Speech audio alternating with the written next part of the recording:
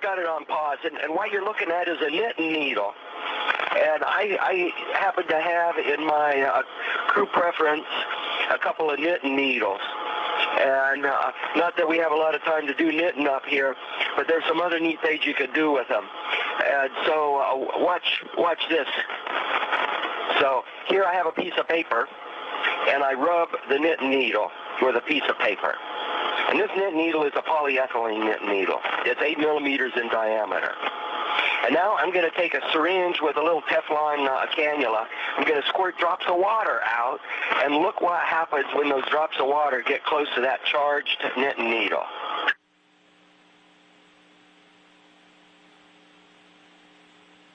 So this is like a little satellite going around a cylindrical-shaped planet, except the physics here is a little bit different. It's not about gravitation.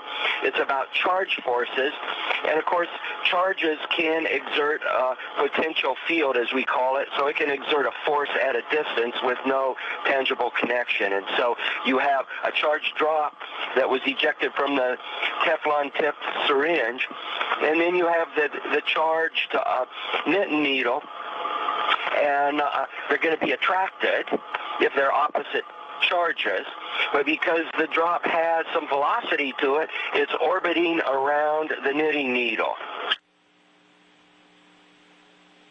Now this knitting needle happens to be a little different than when we started out. This knitting needle is made out of Teflon, and Teflon has some really neat static charging properties when you rub it, and I figured it'd be good to have a Teflon knitting needle when you're on station.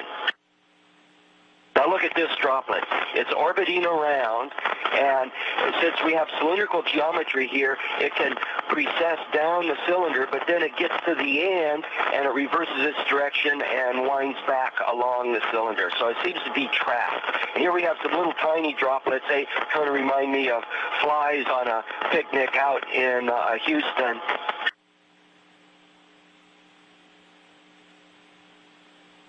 And these droplets, the bigger ones that you're seeing there, are about 6 to 7 millimeters. That Teflon rod is about 6.5 millimeters in diameter. And here you see a bunch of little tiny droplets, and they're making spirals, and they go down the cylinder for a while, and then they'll reverse their direction and spiral back.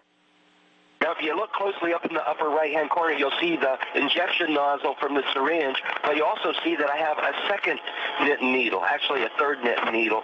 And that knitting needle is made out of nylon.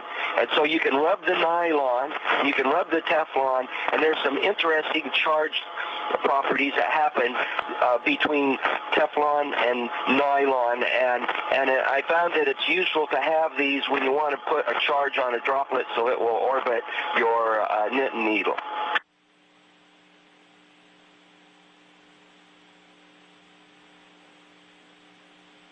There you can see the tip of the nylon knitting needle that I charged up with the same piece of paper type of rubbing.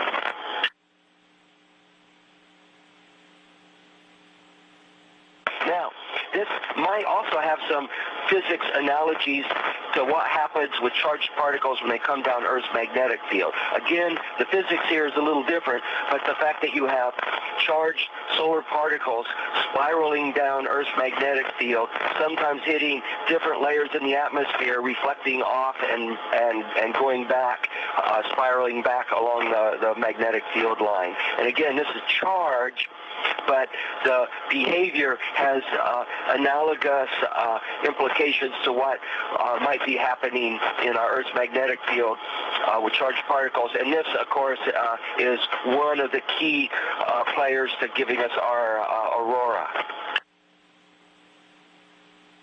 And of course, once you set up a knitting needle like this, you start to play with the water droplets. You just can't have too much video like this. It's so much fun to watch these little droplets, and notice as they get closer and closer to the knitting needle, their orbits go faster and faster. And the further away from the knit needle, the slower the orbit. The closer to the knit needle, the faster the orbit. And that's the same thing with the orbital mechanics when you have a satellite around a planet. And again, the physics is different. Satellites orbiting planets is gravitational potentials and gravitational forces. And this is static electric potentials and static electric forces.